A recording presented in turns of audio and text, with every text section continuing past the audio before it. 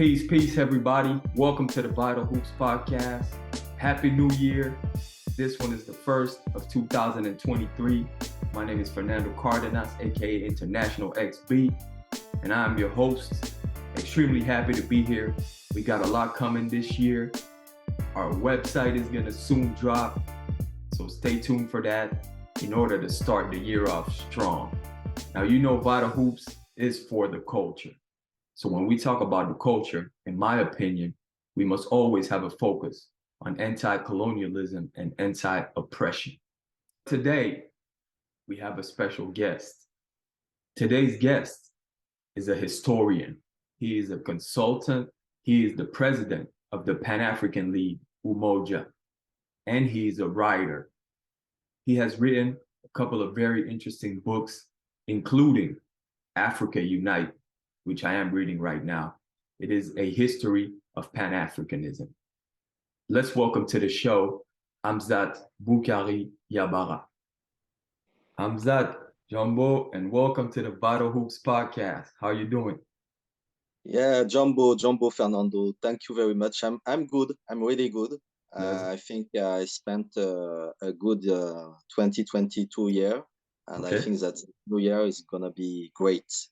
That's great, man. It's great to have you. Listen, I know you have a lot going on, but I appreciate you taking the time, to come to the VITAL HOOPS Podcast and share with us, get into this Pan-Africanist perspective, which is so important, you know. So listen, let's get into it. I would love for you to, you're a historian, you're an organizer, you're a writer, but I would love for you to tell the listeners how you personally began. How did you get into Pan-Africanism? How did you become a Pan-Africanist? Did you grow up in a Pan-Africanist household, or was it more of self-education? And how did you get to that point? Yeah, indeed, my father is from Benin, West Africa. That is a very strong country in the colonial history because we had a strong resistance to French colonialism. And we have a nationalist feeling in our country in Benin, Dahomey. And my mother is from Martinique. And as you know, Martinique is a country of Frantz Fanon, is a country of Aimé Césaire, and is a country of African diaspora resistance. And so from the beginning, with my father and my mother, I am part of the Pan-African history. That is a connection between the continent and the diaspora. My father and my mother were not specially activists, but they were quite conscious about their history. And they knew that it was important to give to their children a sense of pride, a sense of belonging to Mother Africa.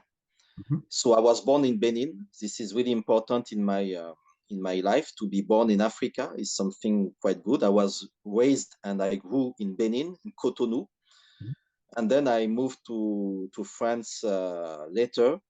And then in France, I started to listen to hip-hop music.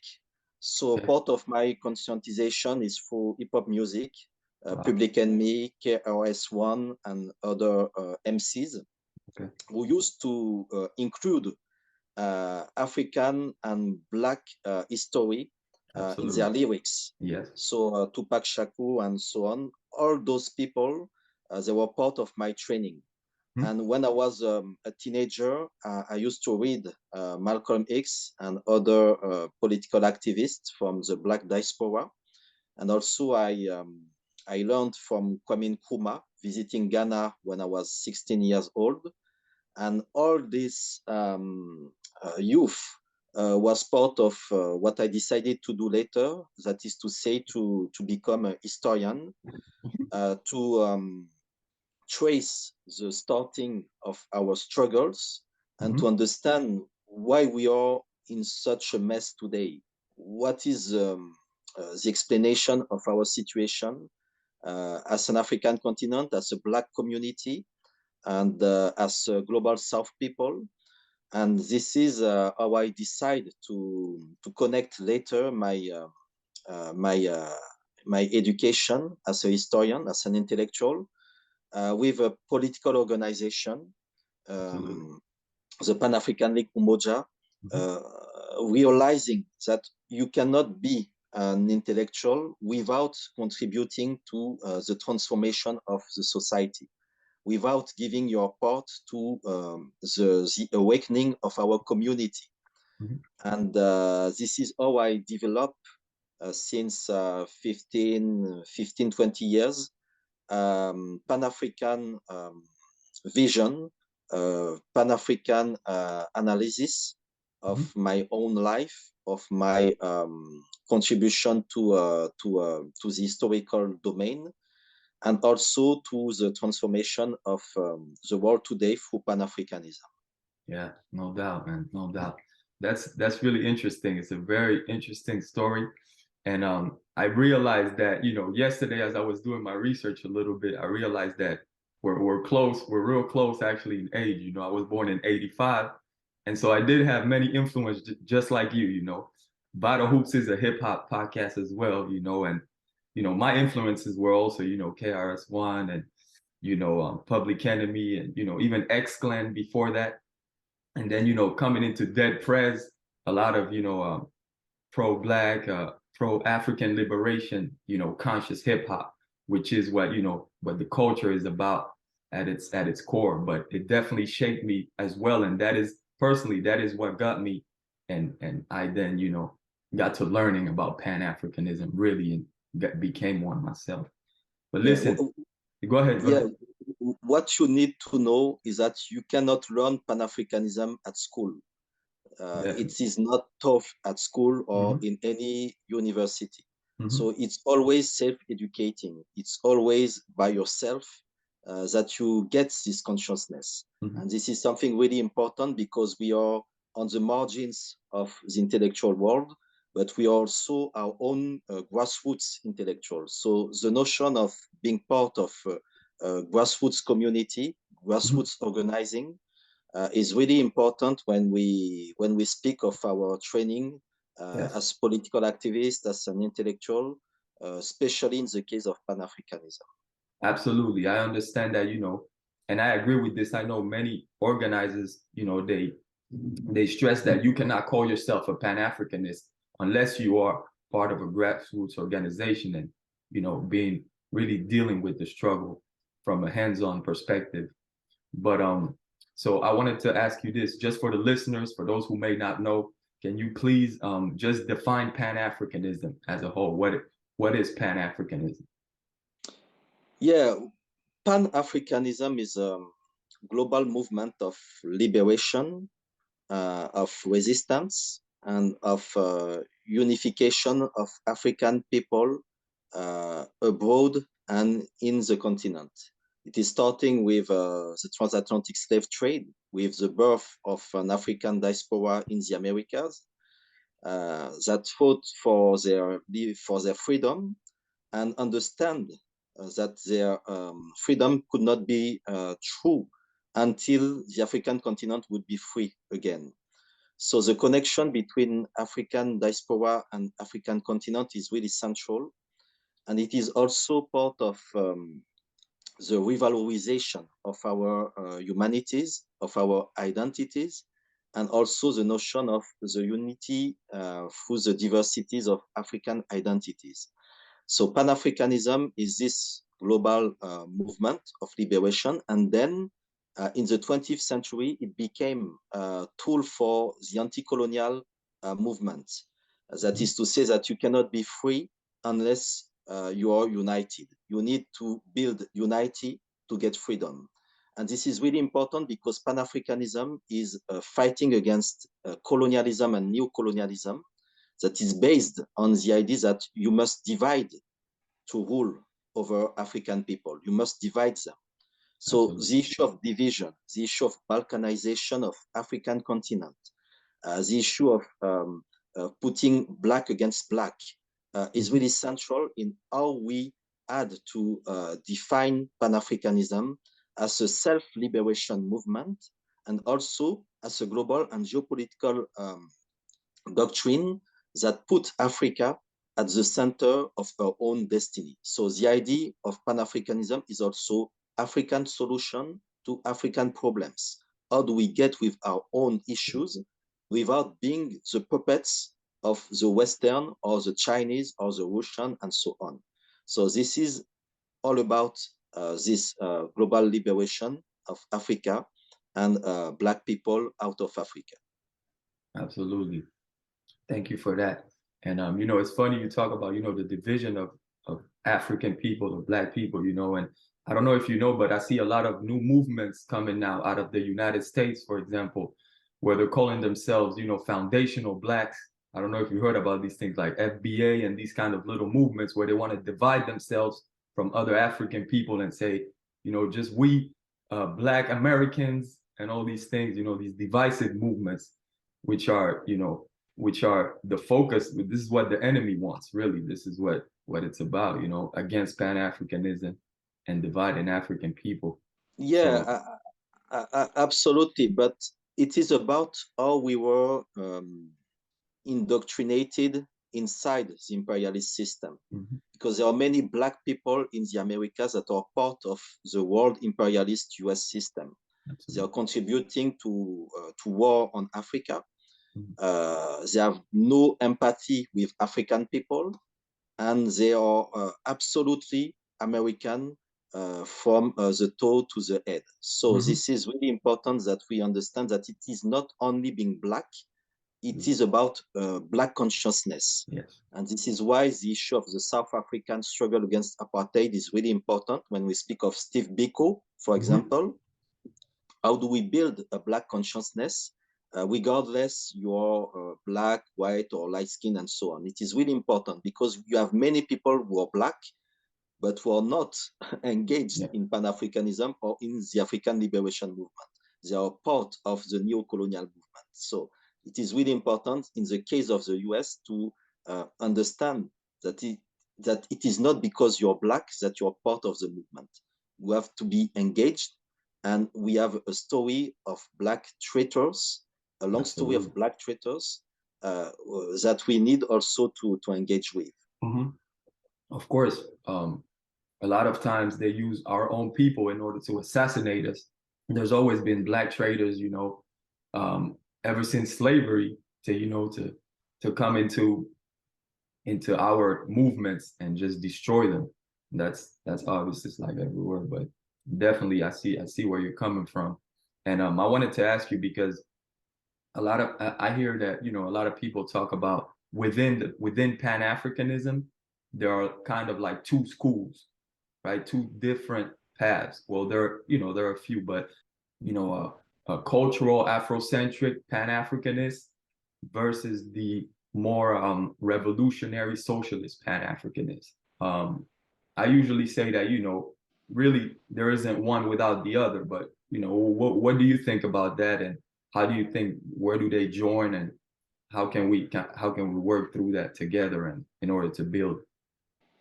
Yeah, I think the cultural Pan-Africanism is about the self-identity, the need to get a self-consciousness of who we are and what we can achieve in this world. I think that this kind of nationalism could be reactionary because it is only based on the appearance. It is not based on the transformation of the economic system. It is also about the issue between race and class. Do you consider that race comes before class or the other one? And the Marxists also try to hijack Pan-Africanism because they understood that Black people, wherever they are at the lower side of the society, and they should be engaged in leftist movement, in communism, and so on. But communism and Pan-Africanism are not the same thing, because we know that it is not because we are part of the lower classes of the society that we need to put class before race, because we know that our social position is also the result of racism. Absolutely. And the issue of racism is at the basis of the white supremacy. So we need to connect race and class to struggle against domination.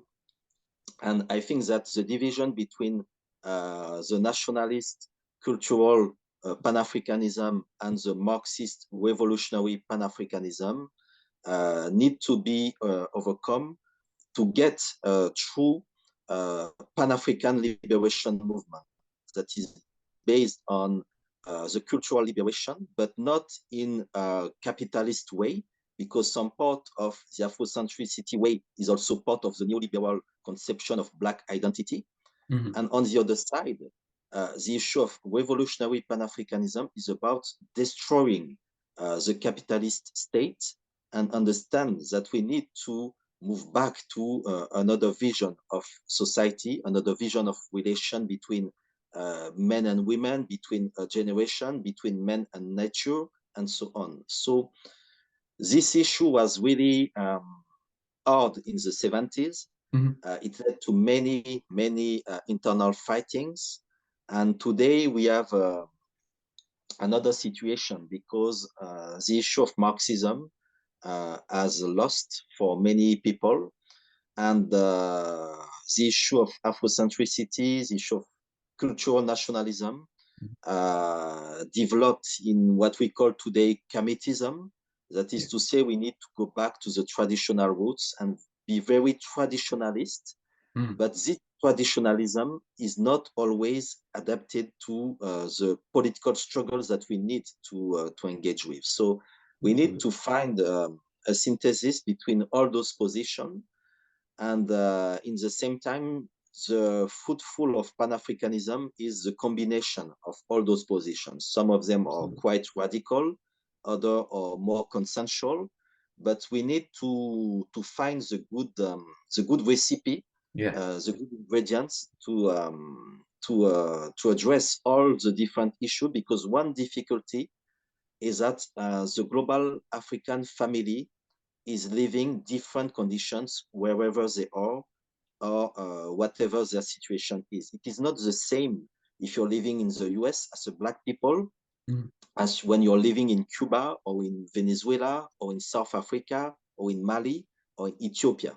So all those situations are different. So everyone has a different point of view of the situation.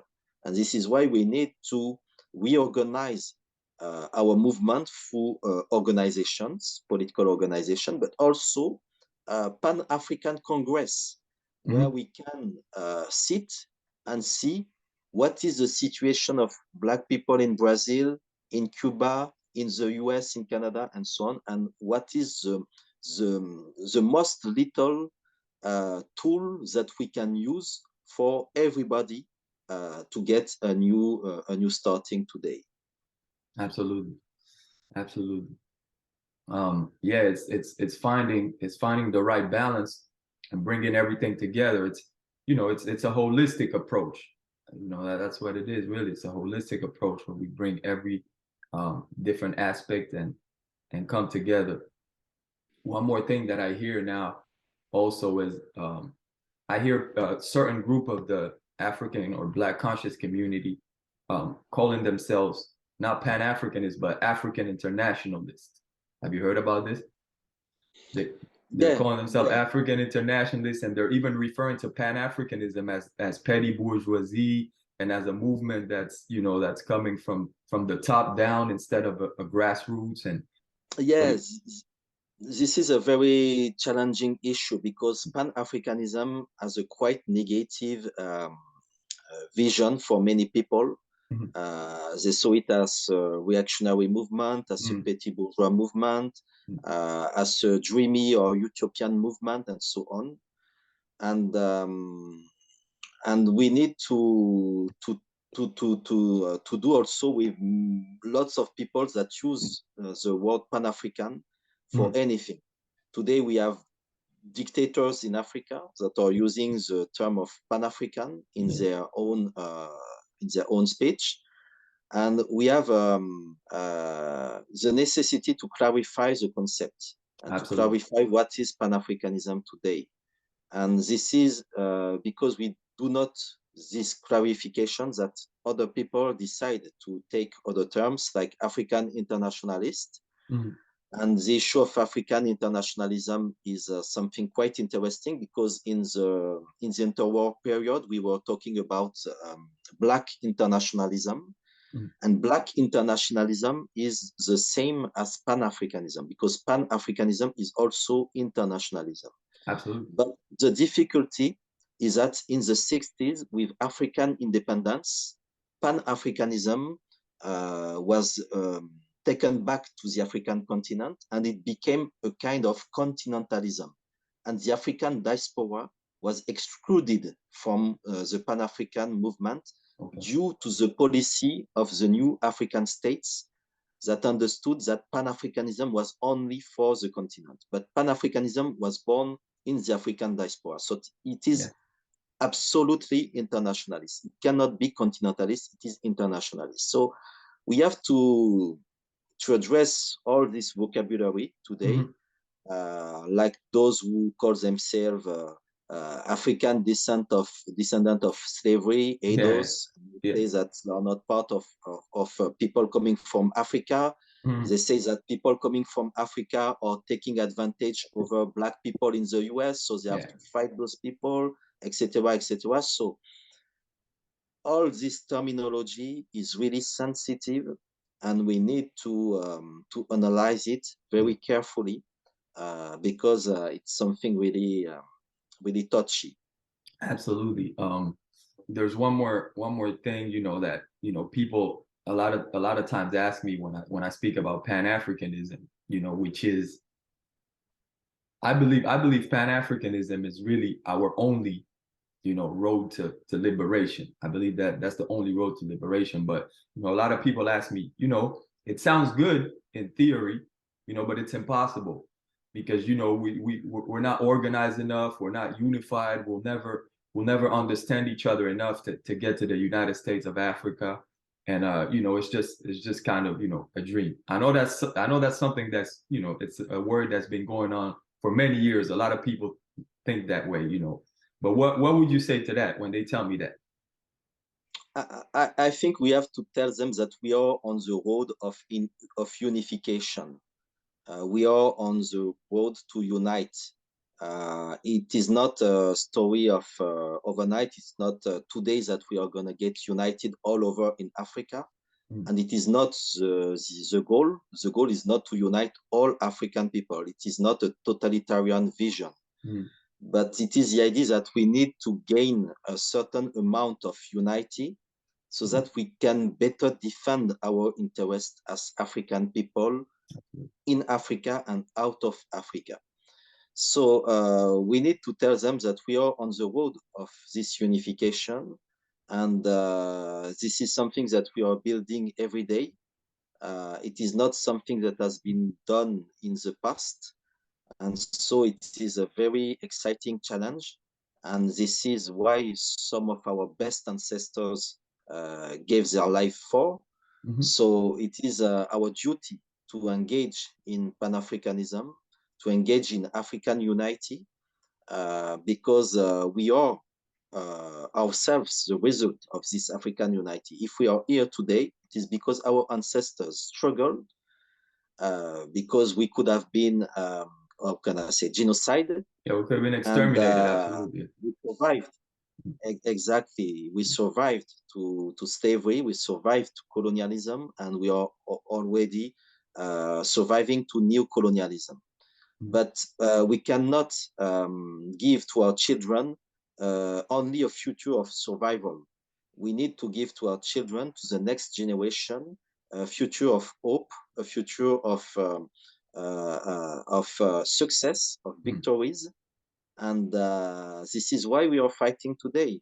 I think it's what we can tell to those people who say that, oh, it's a dream, you can never achieve it, etc. We have to make our contribution.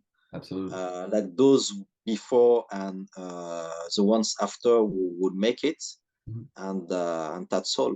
Yeah. Definitely.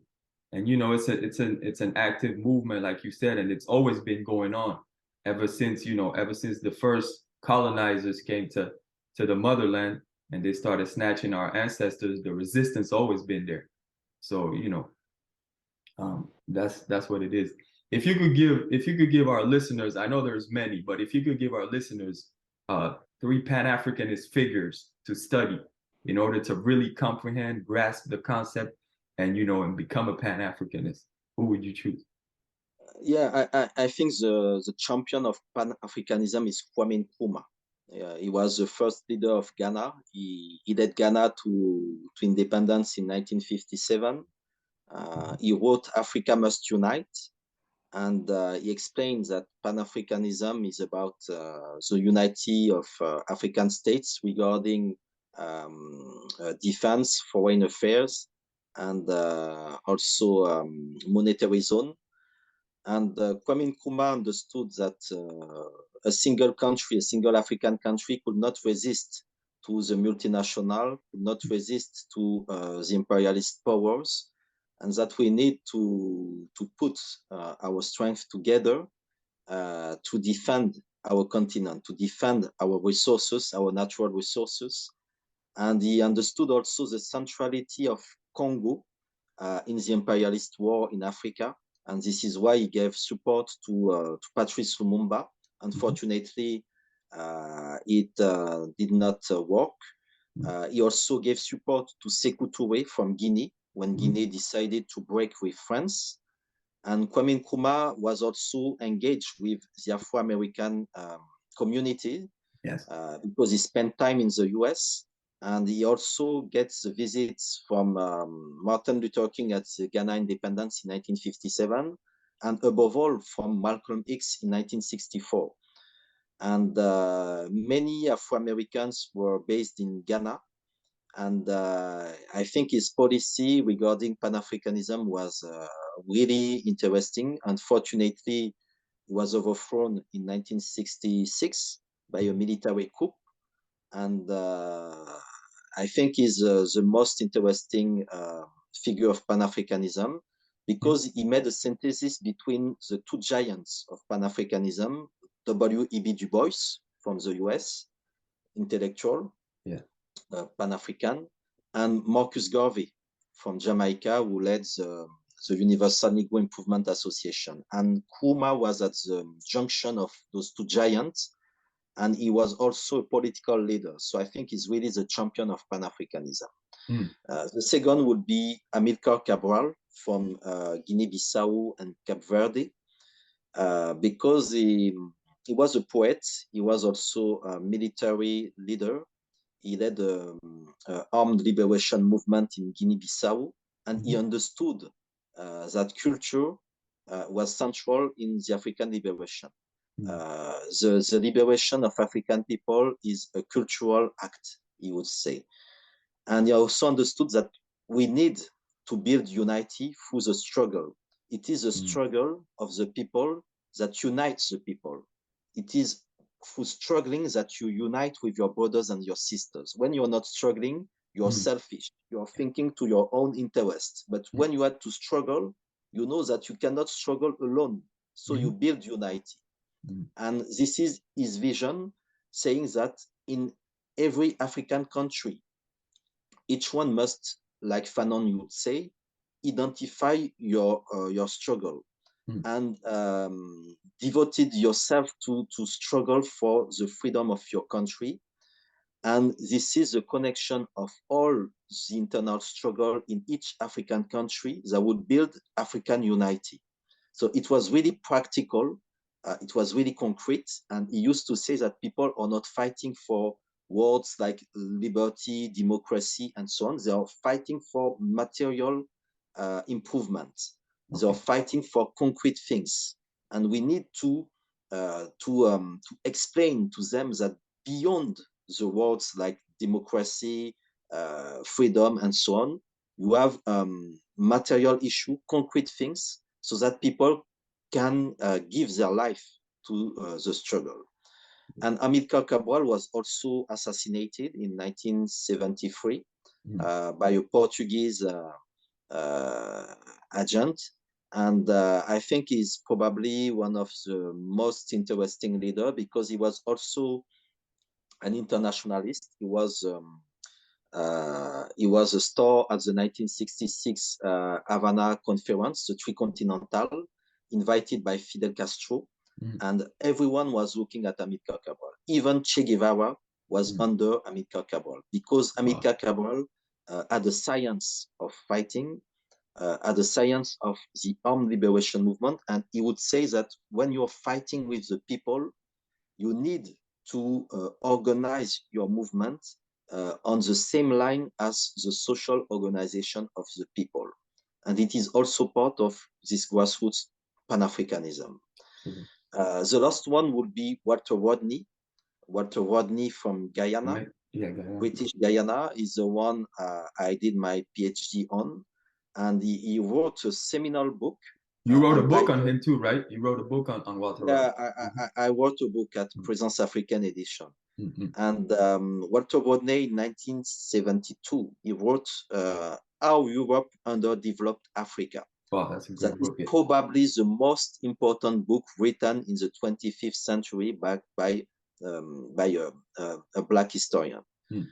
And in this book, he explained how Africa lost its sovereignty and what is the situation regarding neocolonialism. And his study is in the line of the books of Cyril James Black Jacobins, of Capitalism and Slavery's Eric Williams, because he dealt with the issue of reparation for slavery and colonialism. He explained the consequences, the causes and consequences of capitalism in Africa. And he also wrote a book about the Rastafarian movement, groundings with my brothers, because he was committed to the African liberation with the Black Power and Rastafarian movement in Jamaica and in the US in the late 60s. And when he was killed in 1980, he was writing a book about the Guyanese working class people, because alongside his intellectual work that led him to live in Tanzania, he was also politically engaged in a multiracial and Marxist movement, the Working People Alliance in Guyana. And I think that Walter Rodney with Amilcar Cabral and Kwame Nkrumah are the three most important theoricians and activists of Pan-Africanism in this 20th century that everyone must learn of right now to engage in the new battle of the 21st century. Okay. So I wanted to ask you about this because, obviously there has been a lot of work done, to divide us, as African people. There's been a lot of work done in order to depoliticize, our people. And I think that's one of our main problems is that, our people in general are lacking political education. And I think this is why a lot of time we're reactionary. Like you said, we're reactionary because sometimes we don't have the basis. We don't truly know our history. It happens a lot with athletes. The youth looks up to athletes, unfortunately, a little too much, but the youth look up to athletes, the people look up to the athletes. How powerful would it be if, for example, NBA superstars would become Pan-Africanists, let's say, or how could that work, and how powerful do you think that would be for our people? I think we have lots of sportsmen, sportswomen who had a political engagement. Most famous was Muhammad Ali, case of Black struggle. But you have many other ones. Black athletes had a strong visibility. When we speak of LeBron James and other people like that, Serena, Venus Williams, they had a strong visibility. And in the meantime, they are part of the white control economic and media system. So when they are speaking about political issues, they are on the target of the imperialist system, and they need to protect their career. So it is not easy for them to take a position, but they can support, they can give money, they can raise funds, they can give a visibility to the struggle of the Black community, of the Black organization. But it is not really the case. Most of them are part of controlled media and economic system. Yeah. And it is a change because in the 60s, 70s, 80s, we had a commitment of sports regarding political issue, especially Black struggle. It is not the case today because our artists, our athletes have been depoliticized. And sometimes when they think that they are apolitical, they are also used by the system to be part of our control, our inferiorization. I think we really need to get some Black athletes politically engaged, politically committed, because their speech is also really important for the youth. They need to contribute to Black economy, to buy Black, because most of them, they have lots of money. So it's really important for them to buy Black when they can, because they can buy Black. Yeah. They also can organize some business. They can hire in the community. I think they cannot give advices to Black voters. They are not really at this level. Yeah. But their position is really important. When, in the case of the US, when they're supporting the Democrats, the Republicans, etc., it means a lot. Yeah. It means a lot. And I think that sometimes it is better that they do not support either, and they say they are apolitical instead of supporting Democrat or Republican, in the case of the US. In the case of Africa, it is a little bit different because in Africa, the sport that is king is football, it's not basketball. And we have players like Samuel Eto'o, George Weah, who won the first, who is the only African that wins the Golden Ball. Is now president of Liberia. But we saw at the last World Cup that he traveled to Qatar because his son was playing for the United States.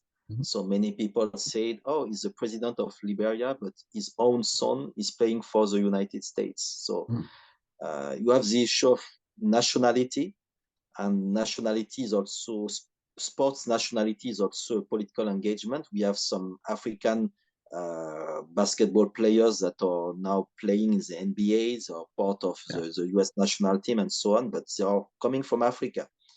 So this is really important that we look at athletes like models when they can be some example for the youth. But in the meantime, we know that their political scope is quite limited in this world. Unfortunately, yeah, unfortunately.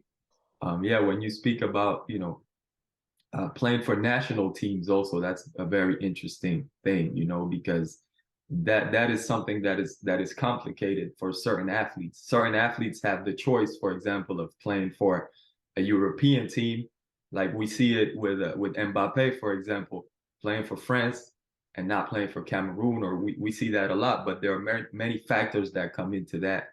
I was speaking to my sister that I had on the show, Tuti Gandega, from the Malian national team for basketball, and she explained to me that she would play for the French team if she could have had the opportunity.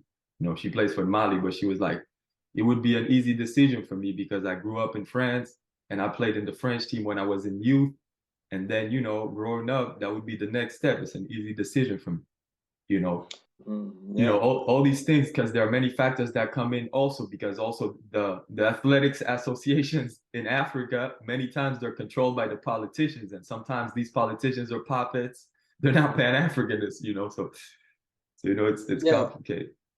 Yeah, and in the meantime, you have to know, and I think you know, that basketball, NBA, it is a showtime.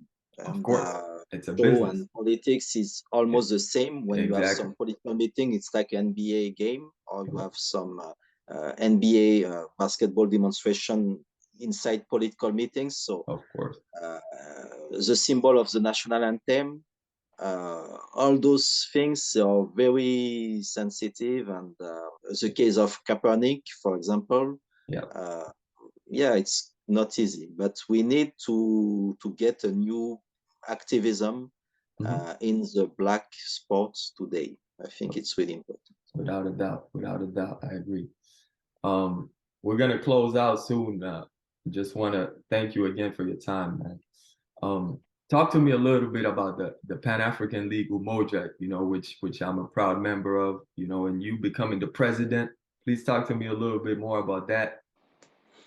Yeah, the League is a global international organization. It was created in 2012, almost 10 years ago, in France at the beginning, and it started to spread in several African countries, like Senegal, like Togo, Congo, and also in diaspora like Canada, Belgium, and it is a socio-political movement that try to implement Pan-Africanism, a new vision of Pan-Africanism that is based on the idea that we need to train, politically speaking, our youth so that they can engage on the political level for the victory of Pan-Africanism at the political level, at the head of the states, at the control of communities, and so on. So we are a kind of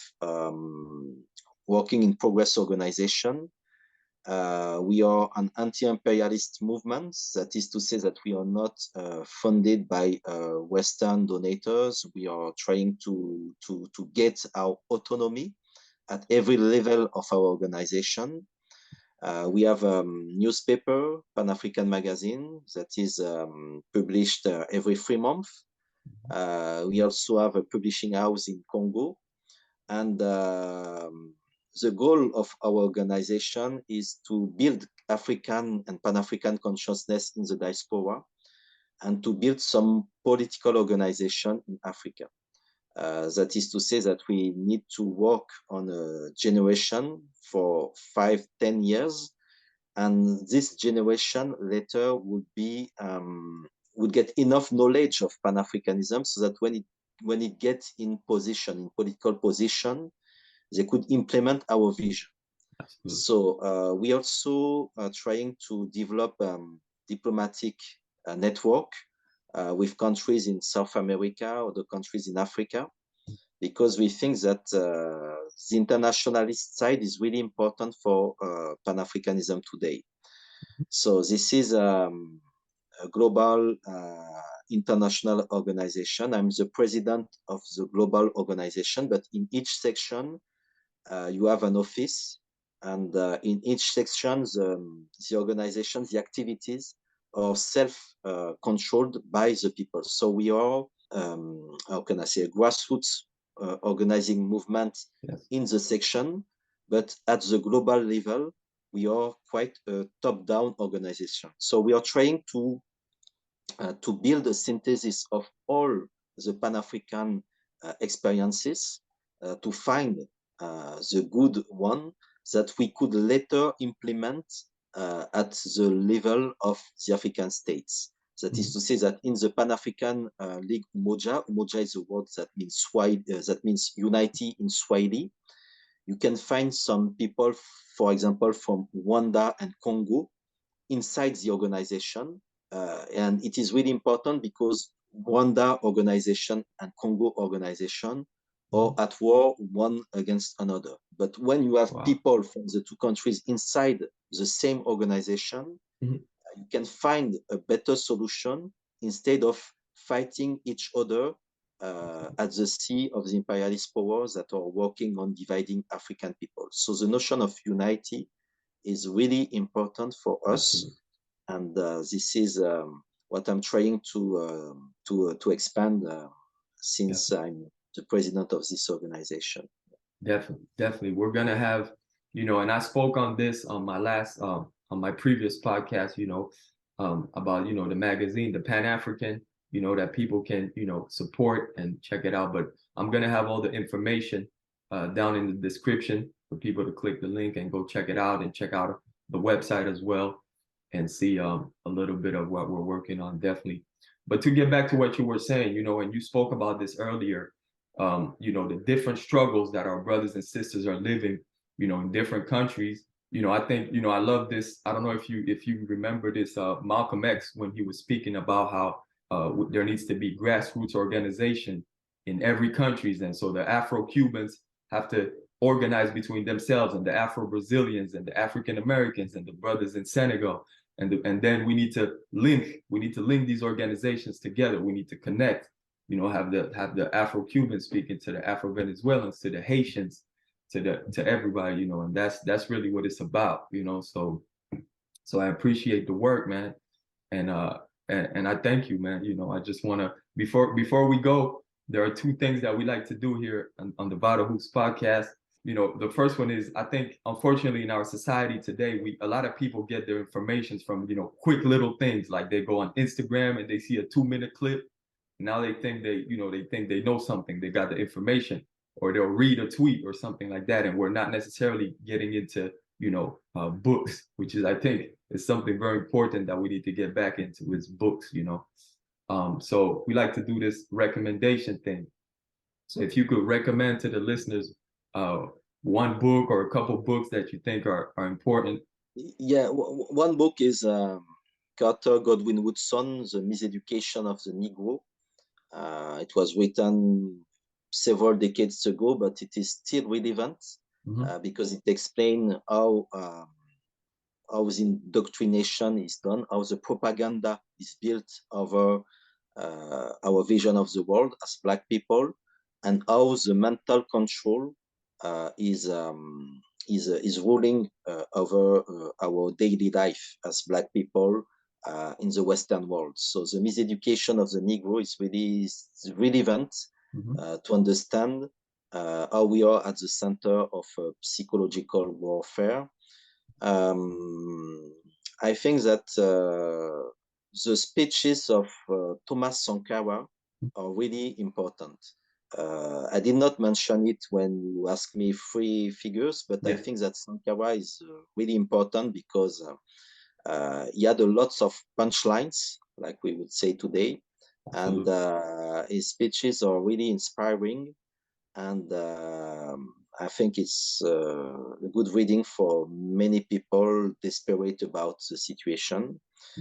And third one is not especially a book, but I think that the songs of Miriam Makeba are really important for everyone who wants to feel Pan-Africanism, to hear Pan-Africanism, and to dance on Pan-African music. So the songs of Miriam Makeba are really important. She was Mother Africa.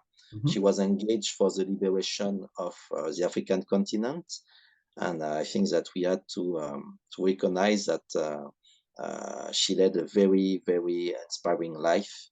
And yeah, I think that's the 3 recommendation I will do to our listeners. That's great. That's great. Thank you for that.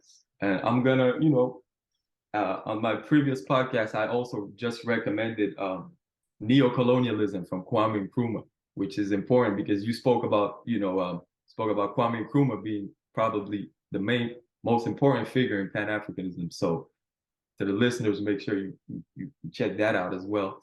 But what I want to recommend today is this right here, you know.